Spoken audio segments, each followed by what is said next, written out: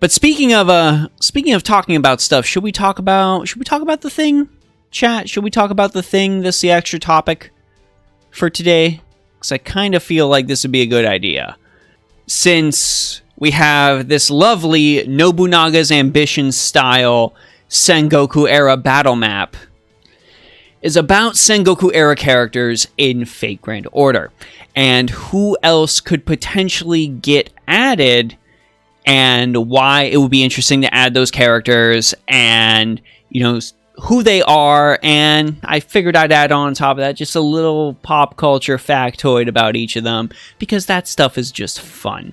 So I've got 5 Sengoku era characters I'd like to see added to FGO, and I tried to stay away from characters that we've already seen in Fate Grand Order. So no Akechi Mitsuhide, you're not going to be seeing Katsue Shibata in here, because I know he is in this event. And I see you right there, JD, I'm going to say this now, I didn't specifically mention Tokugawa either, because that would be very, very easy. Or Toyotomi. So there's no Tokugawa and no Hideyoshi Toyotomi I'm going to mention. So I'm going to go ahead and start off with an easy one. Also, part of the reason I'm doing this is because I'm super stoked for Samurai Warriors 5. So a lot of the art you're going to be seeing in this video when it goes on YouTube later and in the Twitch stream right now is going to be Samurai Warriors 5 art, with one exception, because Samurai Warriors 5 art doesn't exist.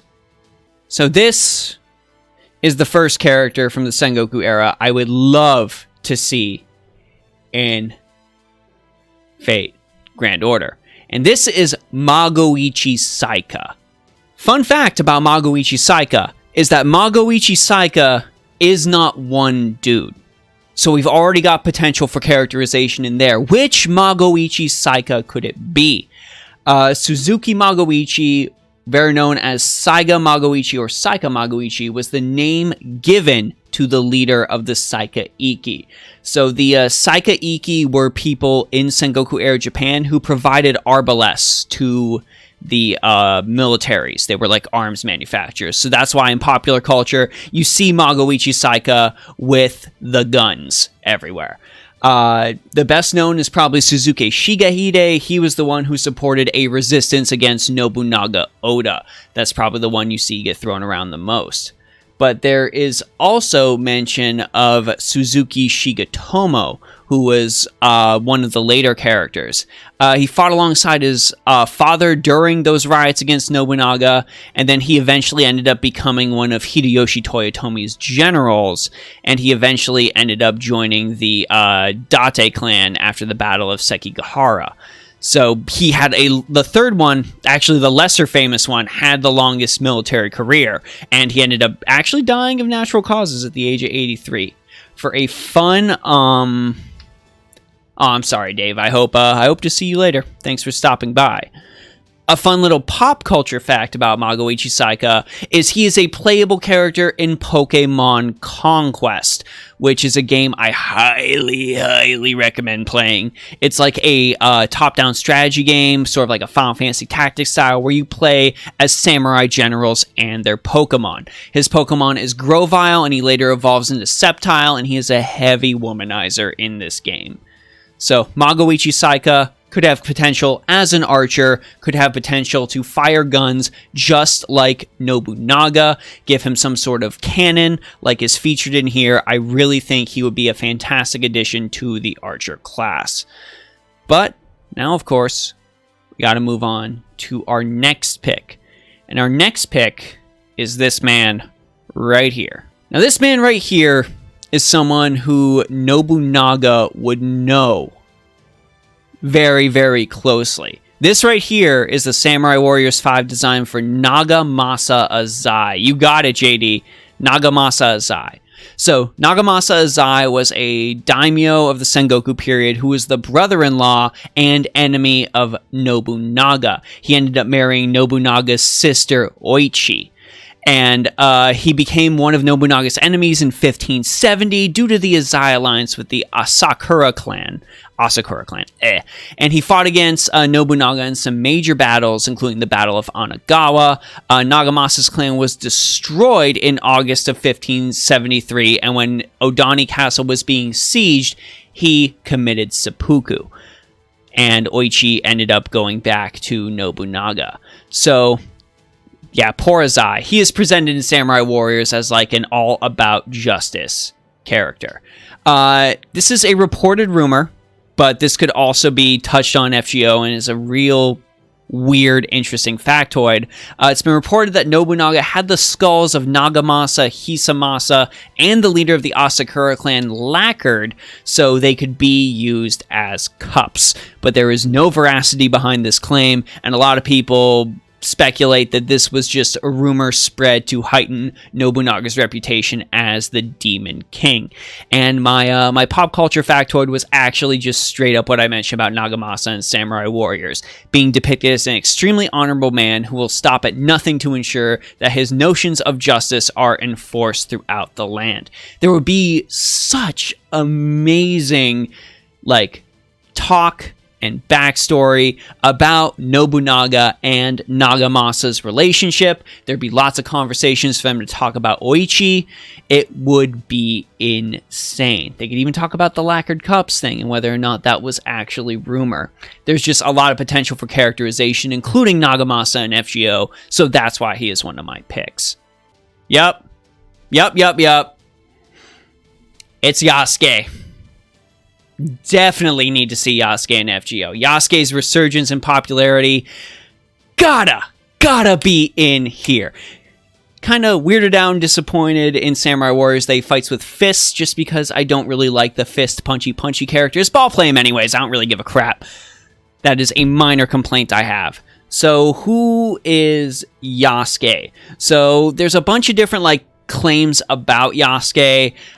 We do know he came over to Japan with a fleet of Christian missionaries and merchants. Claims range from him hailing from Mozambique to Sudan to Ethiopia, though unfortunately none of these things have been confirmed.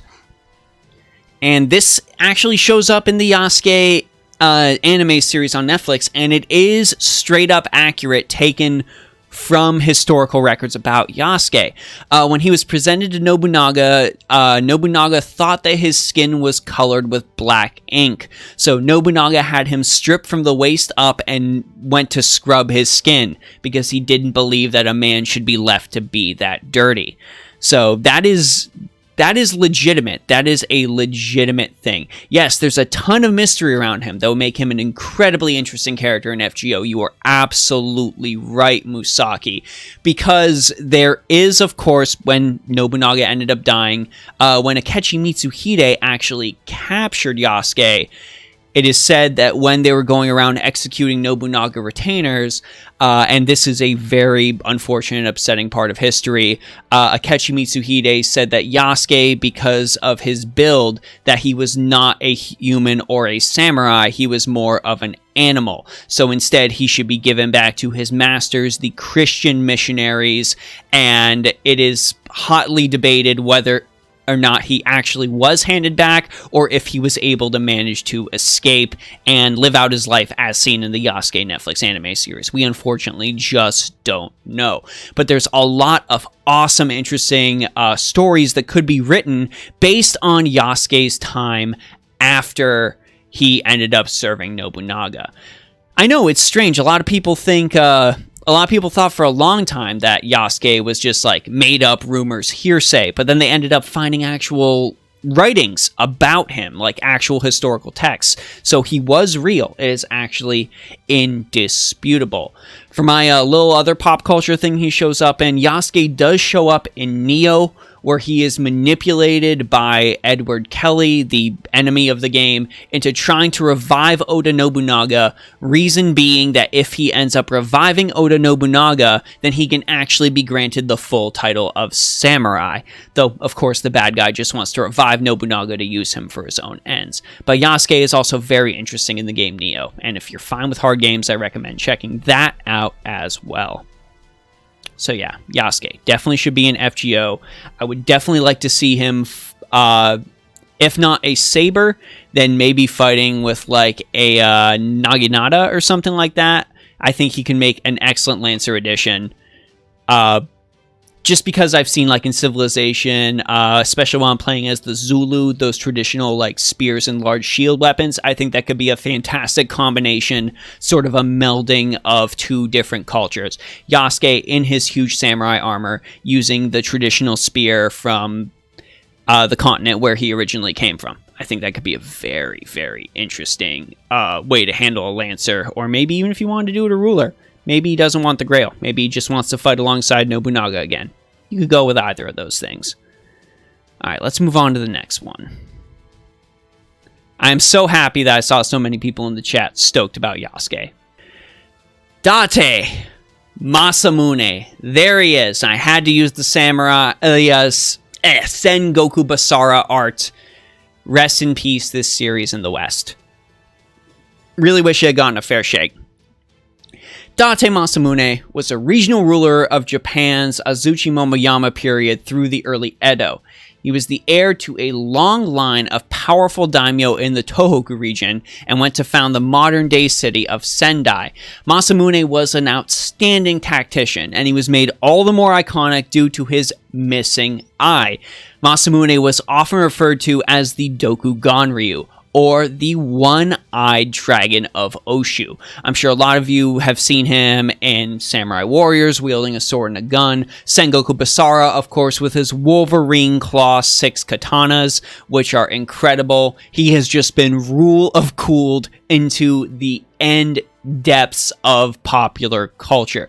He is such an iconic figure that I honestly find it odd that he hasn't been in Fate Grand Order yet. I don't understand what they're waiting for. Maybe they're like, in case we need someone for a Guda Guda event, break glass, he might be one of those people.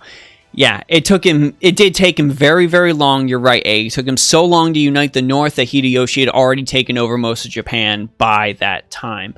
And speaking of what happened after that period, little known fact, I'd say, for some people, Masamune actually allowed people to openly practice Christianity in the Tohoku region. He allowed open practice. He allowed just right in the streets, you would be able to practice Christianity, which wasn't seen a lot in Japan at this time. A lot of people were wondering at the time if maybe, he was Christian. There were rumors his brother was Christian. But as time went on and you end up looking in historical documents of the time, it is clear that that is not the case. The reason Masamune allowed the practice openly was so he could get ships from other countries to go to the Tohoku region to trade with Japan. That was very, very important, so he could revitalize the region. When Ieyasu Tokugawa ultimately banned Christianity throughout the whole of Japan, Masamune did, doing the thing that was prudent for him at the time, again allow persecution of Christians in his region. It was all about that money.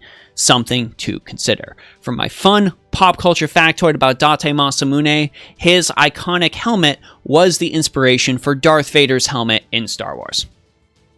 So there you go. That is your quick little pop culture factoid about the Dokugan Ryu. And he's missing an eye, Anakin's missing a hand. It all works out. It's fine. Yeah, it's very, very fun. You can just immediately see it. Immediately. Now let's go through with our final. Y'all should have seen this coming. We have Kagetora Nagao in Fate Grand Order, who is Uesugi Kenshin. So it makes sense that her eternal rival, the Tiger of Kai, should be in Fate Grand Order as well. Shin Gen Takeda. For the uninitiated, Shin Gen Takeda was a preeminent daimyo of the Kai province. Known as the Tiger of Kai, he was one of the most powerful daimyos with exceptional military prestige in the late Sengoku period.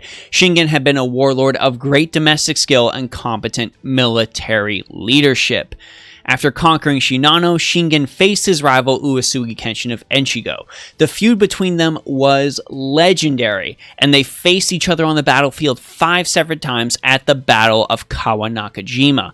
Now, a interesting thing to know about Kawanakajima, and there's a lot of pop culture that ends up going into it, showing it as this epic clash between Kenshin and between Kenshin and Takeda multiple times. But that was actually not the case.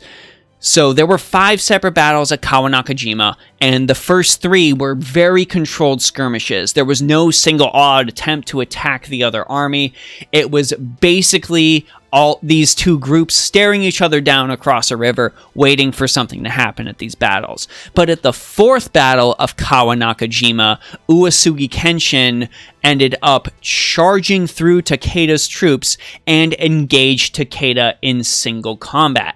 I know we see a lot of art out there of Takeda using axes, using spears, but for this particular fight, it was actually Kenshin with the sword and Shingen with his Tessen, which is a gigantic iron war fan, which I feel like is even more badass. Why wouldn't you just give him the huge giant war fan? I guess for some people that seems a little girly, but come on, it's a giant war fan with blades.